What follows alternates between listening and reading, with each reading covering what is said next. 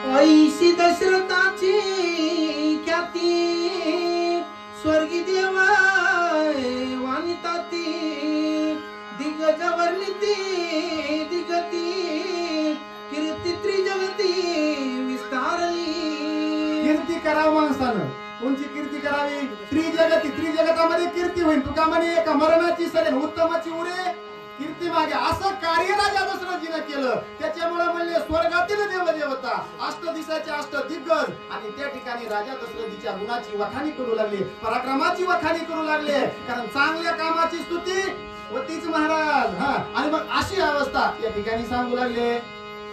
यश कीर्ती औदर्या गुणगंभीर्याती धैर्या दशरथाचे वीर्यशौर्या स्वर्गी सुरवर वानिती स्वर्गी सुरवर वानिती स्वर्गातील सुरवर देवदेवता या सर्व गोष्टीची वखाणी करू लागले, स्तुती करू लागले। कशाची? धैर्याची, उदारत्याची, औदार्याची, शौर्याची, वीरत्वाची, या सगळ्या गोष्टी होत्या। मग सांगितलं आमच्या महाराजांनी 10 इंद्रियाचा ज्यांनी रद्द केलेला होता, 10 इंद्रिय आकळणं म्हणजे इतकं सोपं नाही, म्हणून त्यांचं नाव दशरथ होतं। आणि या दशरथाच्या प्रत्येक गुणाचं त्या ठिकाणी स्तुती स्वर्गातील देवदेवता करू लागले। दैवा दैत्य गुरु वदटा त्यांचा हरितला प्रताप श्रेष्ठा वीर दशरथा सुबटा प्रवाद पाठा ती लोकी। या सर्व गोष्टीचा प्रवाह त्या ठिकाणी असणारा सर्व वखाणी सर्व कीर्ती म्हणले तिन्ही लोकांमध्ये झाली। ज्यांनी काय केलं? दैत्य गुरु शुक्राचार्याचा त्या ठिकाणी पराभव केला, वर्ष पर्वाला त्या ठिकाणी असणारा म्हणजे तृणप्राय केलं, गतप्राण केलं। ते सर्व असणारी शौर्याची गाथा सर्वत्र राजा दशरथीची आणि होऊ लागली। उदार येईल रघुनाथा सकळ संपदा लिया तिथा स्त्रिया विराजमान होता श्रीमंत दशरथा या लागी। याच्यामुळं श्रीमंत दशरथ देव कुठं अवतार घेतो? नाथबाबांनी सांगितलं, ज्याच्याकडे उदारता आहे, ज्याच्याकडे औदार्य आहे, ज्याच्याकडे शूरत्व आहे, ज्याच्याकडे वीरत्व आहे, ज्याच्याकडे क्षमत्व आहे, ज्याच्याकडे लीनता आहे, ज्याच्याकडे नम्रता आहे, विद्या विनयन शोभते, या सर्व गोष्टी राजा दशरथजीकडे होत्या। म्हणून प्रभू रामचंद्र मर्यादा पुरुषोत्तम त्या ठिकाणी अवतार कार्य धारण करणार होते। बघा ना, देवाचा बाप म्हणून घ्यायचं म्हणजे इतकं सोपं आहे का? किती जन्माचे पुण्य असेल महाराज।